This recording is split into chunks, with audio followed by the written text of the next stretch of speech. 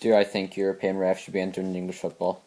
Yeah, basically I do because English refs seem to have this it's just a mindset that they will referee.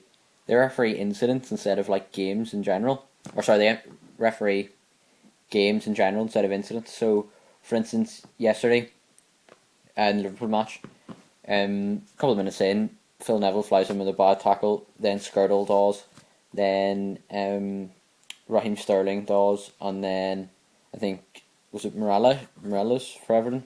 He flies in with a bad one, and the referee lets them all go because he thinks it's a derby. It's if a big player's Sterling will have to send someone off instead of refereeing the incidents and just going, no, that's a yellow card.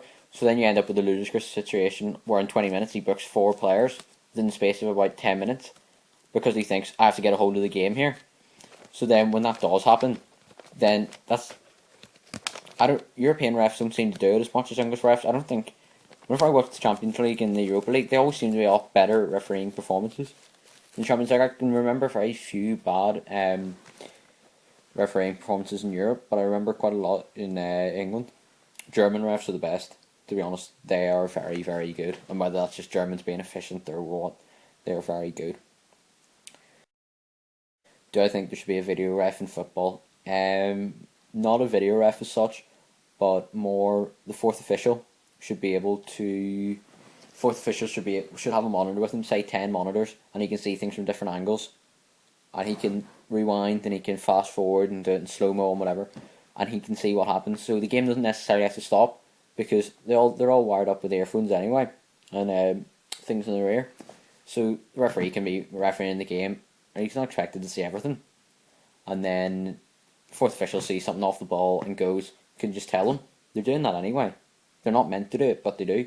For example, when Shelvey was sent off for Liverpool against United, the ref didn't say it. There's no point. He had his back turned, and then he hears something in his ear and walks over to Shelvey, continuously holding his ear in, and then still holding his ear in when he sends him off.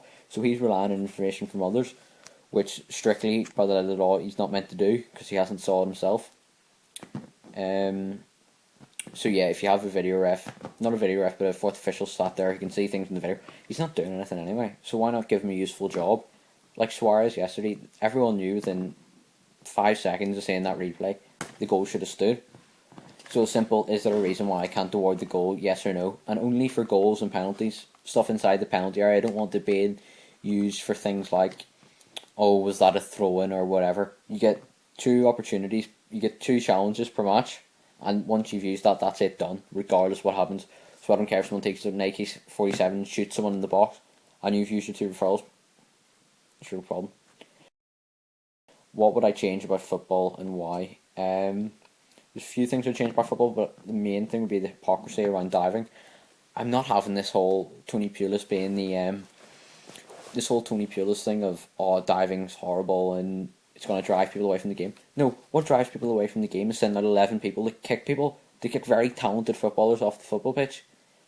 If anyone remembers Suarez's dive against Stoke, that wasn't what I remember from that game. What I remember from it is the ridiculous common assault from Robert Huth on Suarez where he stamps on him early.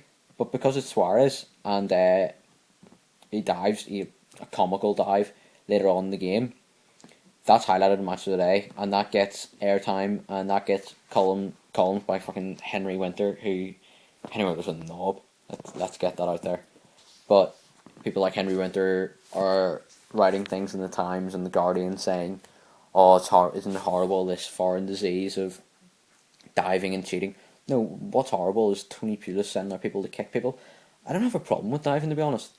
Diving is just gamesmanship, and gamesmanship goes on everywhere. Gamesmanship is a keeper coming off his line. It's calling offside when you know it's not offside. It's calling a throw-in when you know you've hit it out.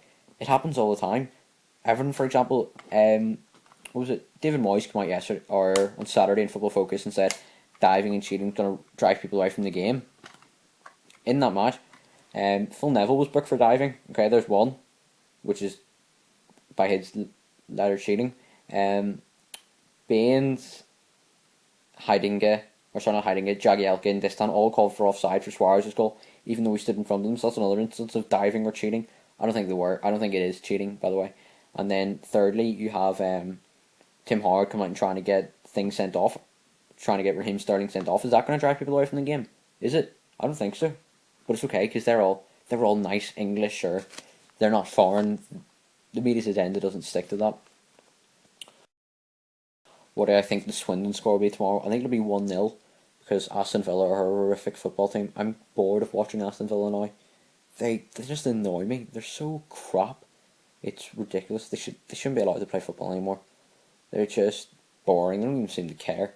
I don't mind players not caring because sometimes it's a bit funny to see Berbatov wandering around the pitch, but they're just so bad.